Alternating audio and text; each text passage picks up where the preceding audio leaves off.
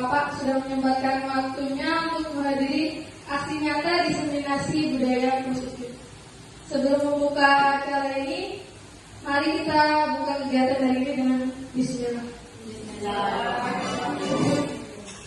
Selanjutnya, sebelum kita masuk ke materi, minta tolong bapak-bapak dan ibu-ibunya untuk berdiri sejenak, kita menyanyikan lagu Indonesia Raya.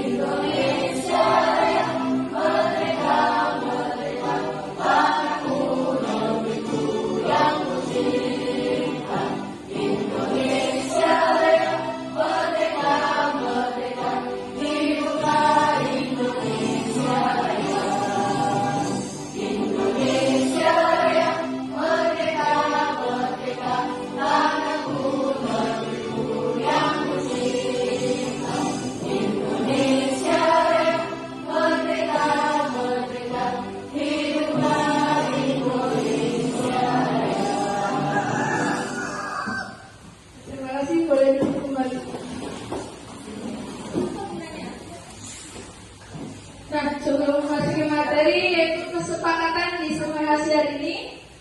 Yang pertama, menjadi pendengar yang baik, menghargai pendapat siapapun. Ada yang mau menambahkan lagi?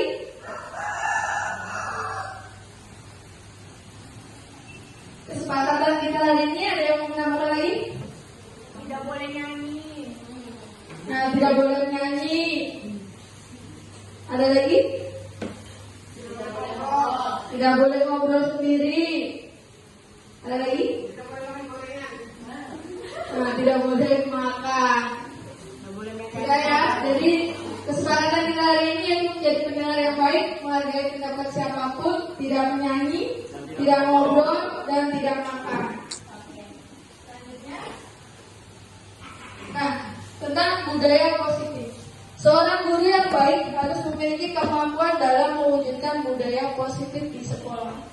Budaya positif tersebut dapat dijalankan dengan menerapkan konsep-konsep inti seperti disiplin positif, motivasi perilaku manusia, keyakinan sekolah atau kelas, kebutuhan dasar manusia, posisi kontrol restitusi, dan segitiga restitusi. Nah, disiplin positif sendiri menurut Ki Hajar Dewantara bahwa untuk mencapai kemerdekaan atau dalam konteks pendidikan kita saat ini, untuk menciptakan murid yang merdeka, syarat utamanya adalah harus ada disiplin yang kuat. Disiplin yang dimaksud adalah disiplin diri yang memiliki motivasi internal.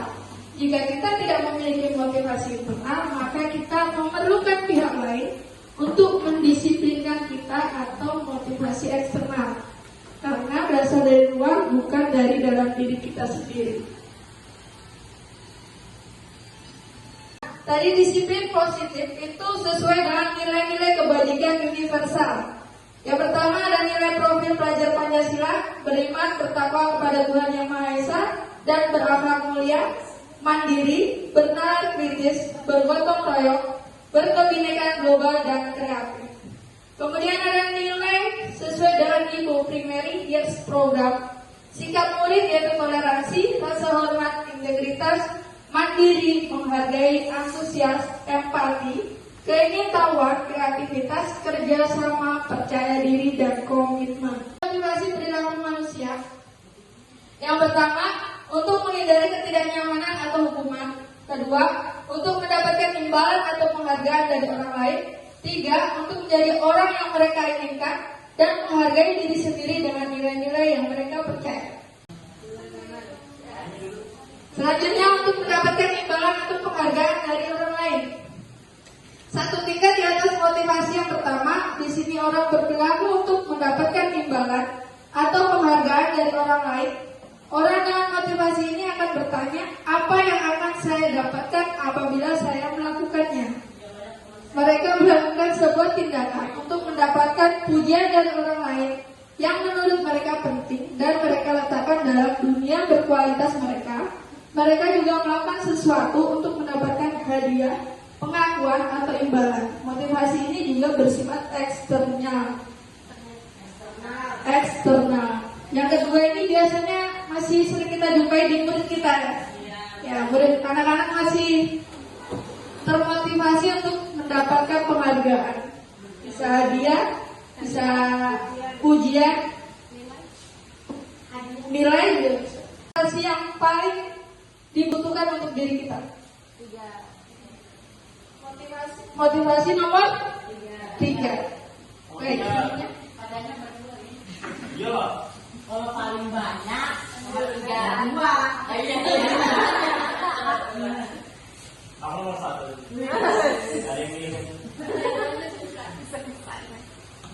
Paling baik adalah untuk menjadi orang yang mereka inginkan dan menghargai diri sendiri dengan nilai-nilai yang mereka percaya. Sekolah atau kelas. Guru berperan dalam mewujudkan terbentuknya keyakinan sekolah atau kelas dengan adanya kesepakatan guru dan murid. Jadi sekarang di kurikulum Merdeka itu adanya keyakinan sekolah atau kelas, bukan lagi sebuah peraturan. Ini pembentukan keyakinan sekolah atau kelas. Keyakinan kelas bersifat lebih abstrak daripada peraturan yang lebih rinci dan konkret. Keyakinan kelas berupa pernyataan universal. Pernyataan keyakinan kelas senantiasa dibuat dalam bentuk positif. Keyakinan kelas hendaknya tidak terlalu banyak sehingga mudah diingat dan dipahami oleh semua warga kelas. Keyakinan kelas sebaiknya sesuatu yang dapat diterapkan di lingkungan tersebut. Semua warga kelas hendaknya ikut berkontribusi dalam pembuatan keyakinan kelas lewat kegiatan curah pendapat, kemudian bersedia meninjau kembali keyakinan kelas dari waktu ke waktu. Nah, contoh keyakinan kelas, misalnya jangan buang sampah sembarangan. Kan di depannya ada kata jangan. Itu kita ganti menjadi kalimat positif. Buanglah sampah di tempat sampah. Kemudian jangan mencontek, itu bisa kita ubah ke kalimat positif menjadi kerjakan tugas secara mandiri. Kemudian ada jangan berlari-lari di kelas. Kalimat positifnya bisa bersikap tertib saat di kelas. Mungkin Bapak Ibu ada yang mau menambahkan lagi contoh keyakinan kelas?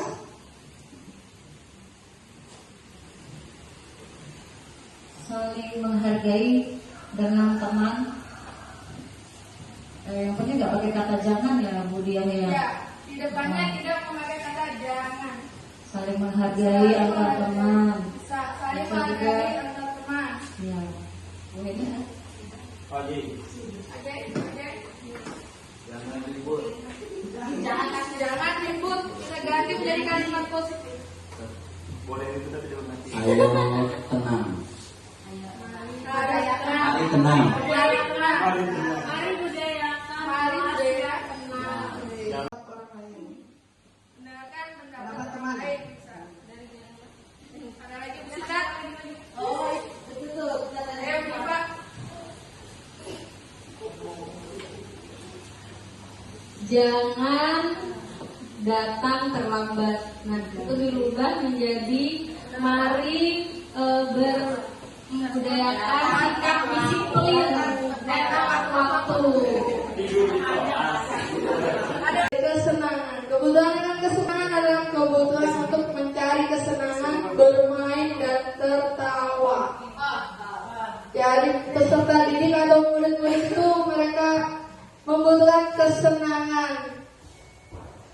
Jadi belajar sambil bermain itu mungkin bisa membuat mereka merasa senang. Ya, nggak monoton. Tidak monoton dalam pembelajaran. Ada lagi Bapak Ibu yang mau menambahkan? Ya, belajar lama. Bu Nita? Anak-anak itu kan memiliki gaya belajar masing-masing.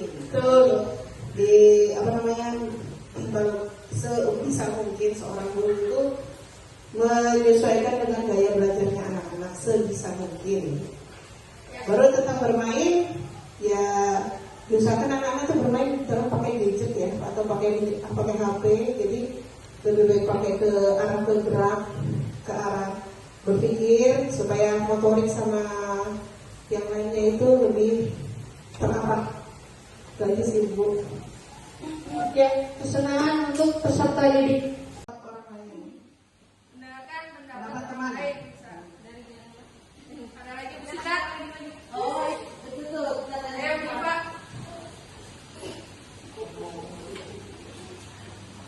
Jangan datang terlambat. Nah, itu dirubah menjadi mari membudayakan sikap disiplin dan tepat waktu. Tidur di kelas. Tata tertib menggunakan seragam lengkap sesuai dengan ketentuan yang sudah ditetapkan. Kebersihan, semua siswa berkewajiban membersihkan kelas sesuai jadwal yang sudah dibuat. Disiplin, tidak makan dan minum selama kegiatan pembelajaran di kelas. Kemudian kejujuran, siswa harus berani mengakui kesalahan dan mengungkapkan kejadian dengan jujur. Kemudian penggunaan ponsel dilarang selama sesi kelas kecuali jika ada izin dari guru untuk tujuan pembelajaran. Dan terakhir, menghormati, semua siswa saling menghormati dengan semua guru, teman, dan warga sekolah. Nah, keempat, kebutuhan dasar manusia itu ada 5: bertahan hidup, kasih sayang dan rasa diterima, penguasaan, kebebasan, dan kesenangan. Bertahan hidup, kebutuhan bertahan hidup adalah kebutuhan yang bersifat fisiologis untuk bertahan hidup, misalnya kesehatan, rumah, dan makanan.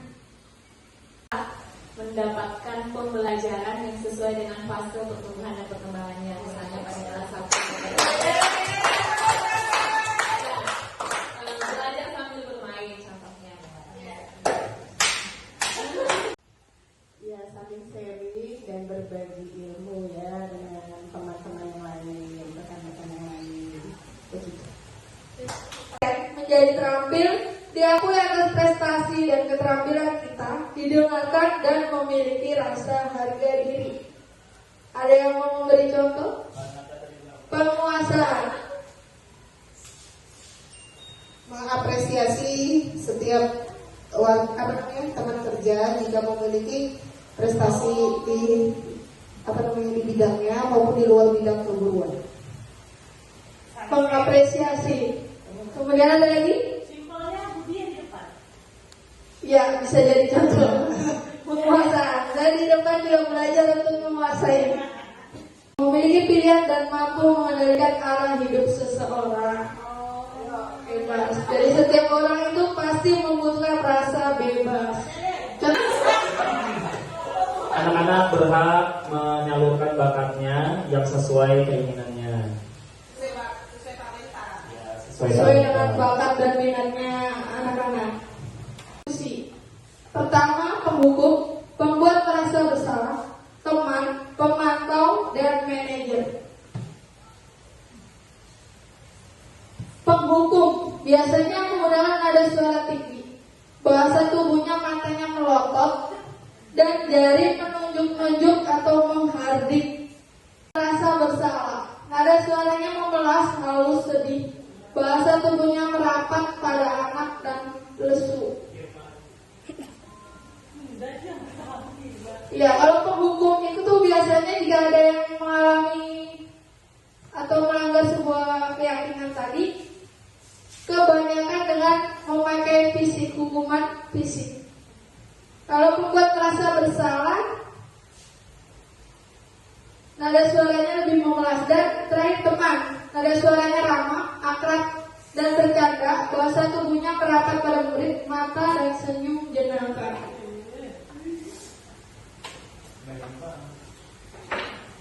Pemantau, nada suaranya datar, bahasa tubuhnya yang formal. Kemudian terakhir, manajer. Kemudian nadinya menjawab, tidak Pak, saya bisa hadir tepat waktu. Gurunya menjawab, baik, saya hargai usahamu untuk memperbaiki diri.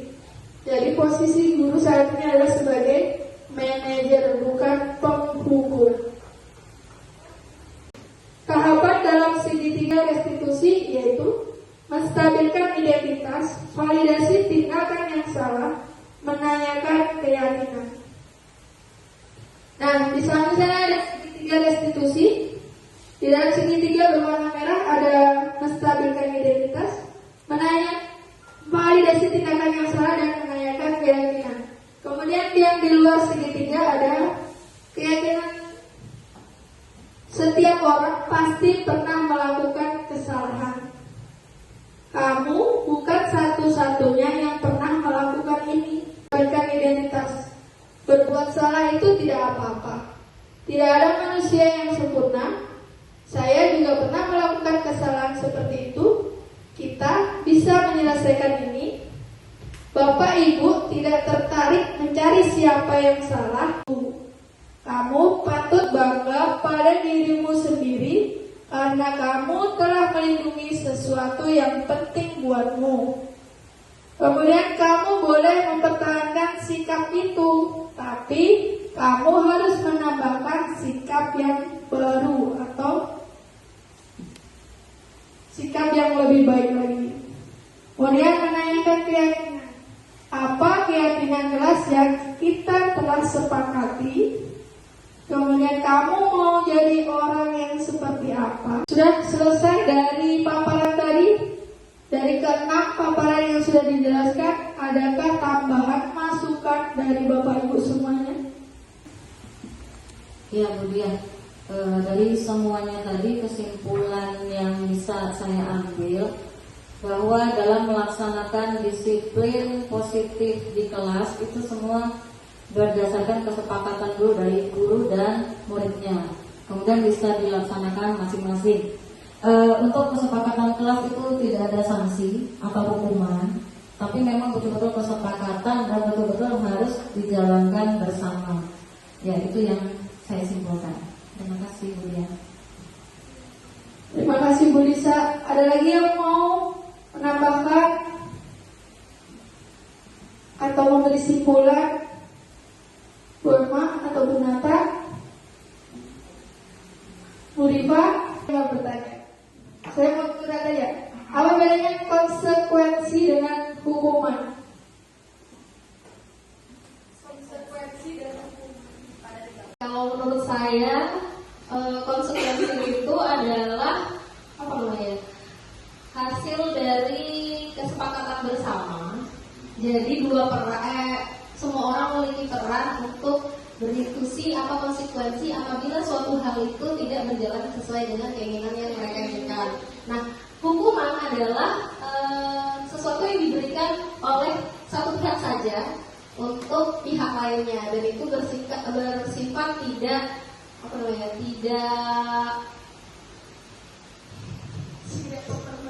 tidak bukan hal yang berdiskusi seperti itu. Jadi dan itu kan berbentuk fisik, akhirnya bisa memberikan hal-hal bersifat traumatis seperti itu. Baik, terima kasih. Fisik ya, kalau misalkan konsekuensi itu kebijakan yang dibuat bersama oleh satu lingkup. Si anak didik tidak mengerjakan tugas, kemudian gurunya memberi hukuman, itu lari keliling lapangan mungkin, atau berdiri di depan dengan mengangkat satu kaki, atau berdiri di depan dengan memegang dua telinganya, itu merupakan sebuah hukuman. Tapi kalau konsekuensi adalah hal yang harus kita pertanggungjawabkan atas kesepakatan yang sudah kita buat. Jadi ketika kita melanggar atau tidak melakukan kesepakatan yang sudah kita sepakati, maka kewajiban kita adalah mendapatkan konsekuensi atas apa yang sudah kita lakukan atau perbuat. Dapat disimpulkan bahwa guru atau kita memiliki peran sangat penting dalam meningkatkan disiplin positif murid agar tercipta suasana belajar yang tenang, menyenangkan dan penuh semangat untuk murid dan kita semuanya. Terima kasih. Demikian presentasi dari saya atau diseminasi kali ini tentang disiplin positif dan budaya positif di sekolah. Mudah-mudahan bermanfaat sedikit ilmu yang saya berikan. Kurang lebihnya saya minta maaf. Wassalamualaikum warahmatullahi wabarakatuh.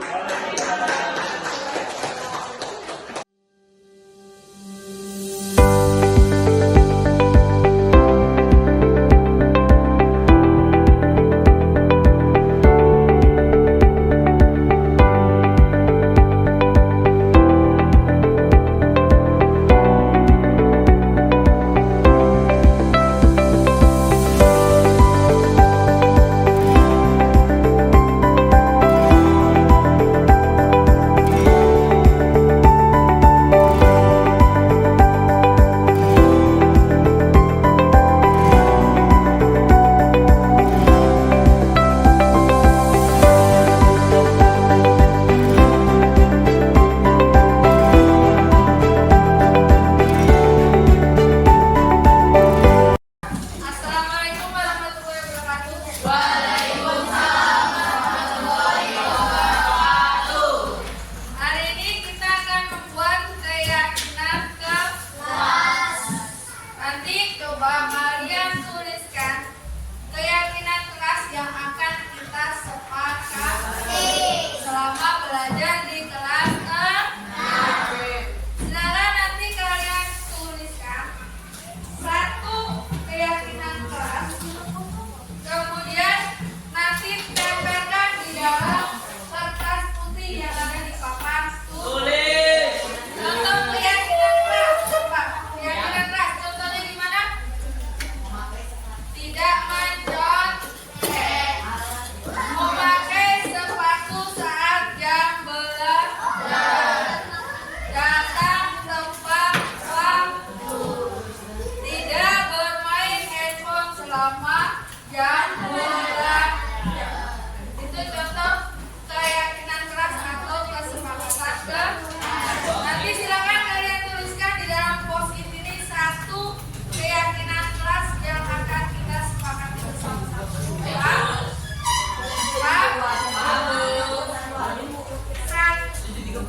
Jadi satu orang satu.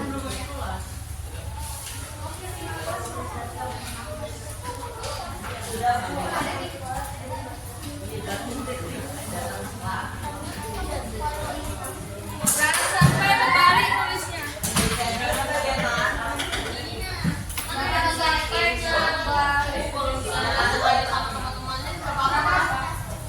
Gak apa-apa sama.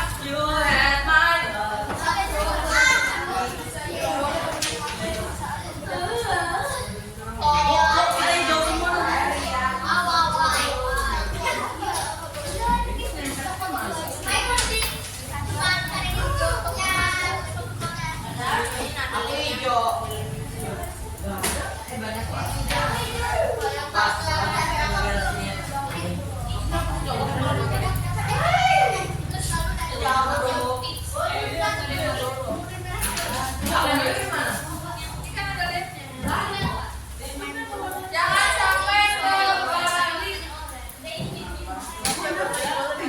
Post-it lainnya ada lemnya di belakang. Jangan sampai terbalik. Punya aku baru. Ada bu? Ada. Orang bu? Nggak ada lengket. Saya mau tulis.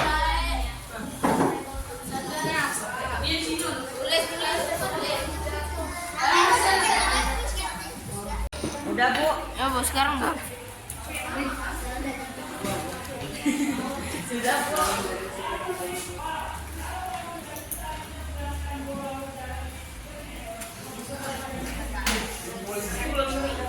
Kasih semuanya harus datang. Oh, mana ada? Apa sih kita ngomongin maling lo? Kalau sudah selesai menuliskan satu keyakinan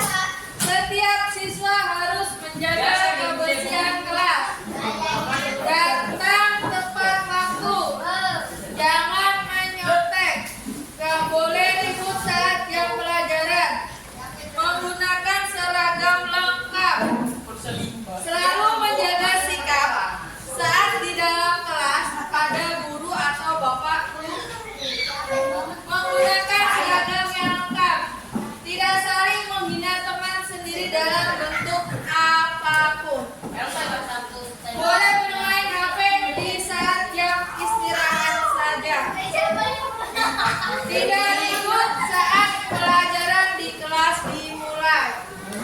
Kesepakatan kelas datang tepat waktu. Selalu menjaga sikap saat pelajaran. Selalu datang tepat waktu. Memakai sepatu saat jam pelajaran. Selalu datang tepat waktu. Tidak datang terlambat dan datang tepat waktu. Datang tepat waktu. Jaga kebersihan kelas. Sopan dan tertib. Menggunakan sepatu saat jam belajar. Selalu datang tepat waktu dan menjaga ketertiban, kesopanan, menjaga kebersihan, menjaga kerapian. Jangan olok-olokan, soalnya yang laki-laki suka ngolok teman dengan kata kasar.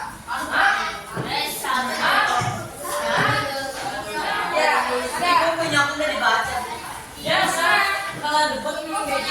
ini kan setiap siswa harus menjaga kebersihan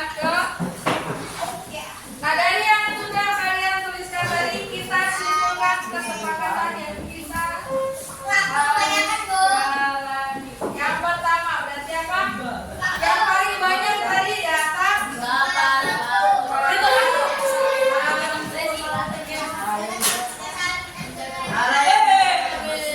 menciptakan peraturan kita jalan. kemudian apa lagi? Menjaga kebersihan.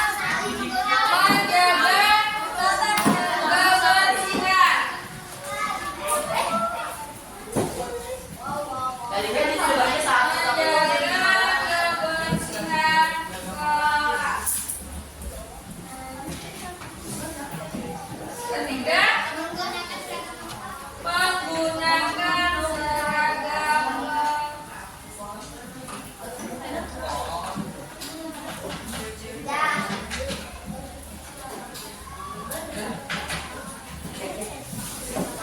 keempat,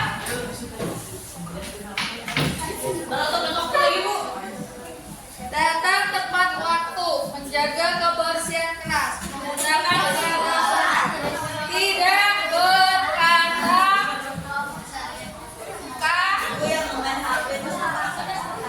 tidak berkata kasar. Kan terakhir, tidak ribut saja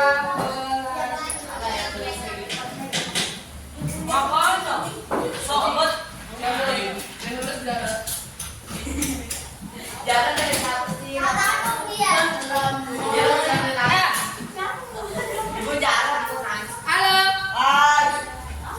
dari yang sudah kalian tuliskan tadi, kita simpulkan menjadi 5. Yang pertama, datang tepat waktu. Bisa untuk selalu datang tepat waktu. Insya Allah. Pukul berapa maksudnya? 7.30. 7.30 sudah mulai belajar. Kedua, menjaga kebersihan kelas. Jadi kelasnya setiap hari harus selalu bersih. Ketiga, menggunakan seragam lengkap. Jangan bolong-bolong. Jadi pada saat di sekolah harus memakai seragam lengkap. Keempat, tidak berkata kasar.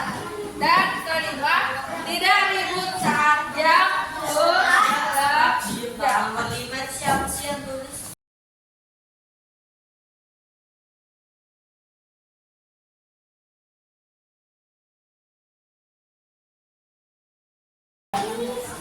Dari 5 tadi yang sudah kita simpulkan akan menjadi kesepakatan kelas kita selama 1 tahun ke depan. Mulai kapan kita akan melaksanakannya? Mulai besok.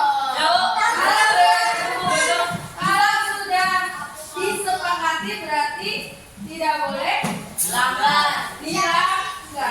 Kalau dilanggar berarti akan mendapatkan konsekuensi atas perbuatan yang sudah kalian lakukan atau keyakinan kesepakatan yang sudah kalian sepakati.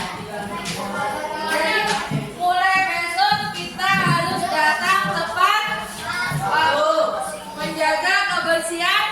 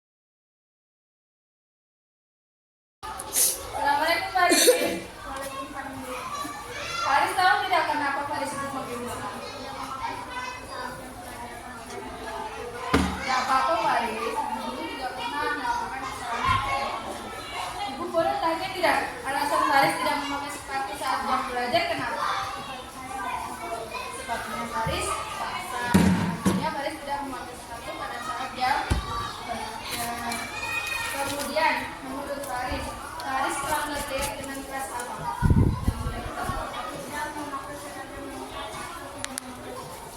Faris melanggar keyakinan kelas tidak memakai seragam A, yaitu Faris tidak memakai sepatu pada saat jam belajar.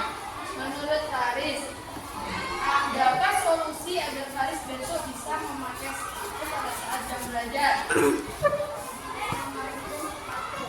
Mengeringkan sepatu di rumah, atau pada saat hujan sepatunya dimasukkan ke dalam tas plastik. Mulai kapan Faris akan melakukan itu? Mulai besok Faris akan mengeringkan sepatu kalau sepatunya Faris agar pada saat jam belajar memakai sepatu dan seragam lengkap. Itu ya Faris. Mulai besok Faris akan memakai sepatu dan mengenakan seragam lengkap. Faris yakin akan melakukan itu? Yakin ya? Jadi mulai besok Faris akan memakai seragam lengkap dan memakai sepatu pada saat jam belajar. Baik Faris, berarti mulai besok Faris akan memakai sepatu dan seragam lengkap. Ya Faris, sama-sama. Dan besok ada buka sepatu ya. Sekarang Faris boleh istirahat.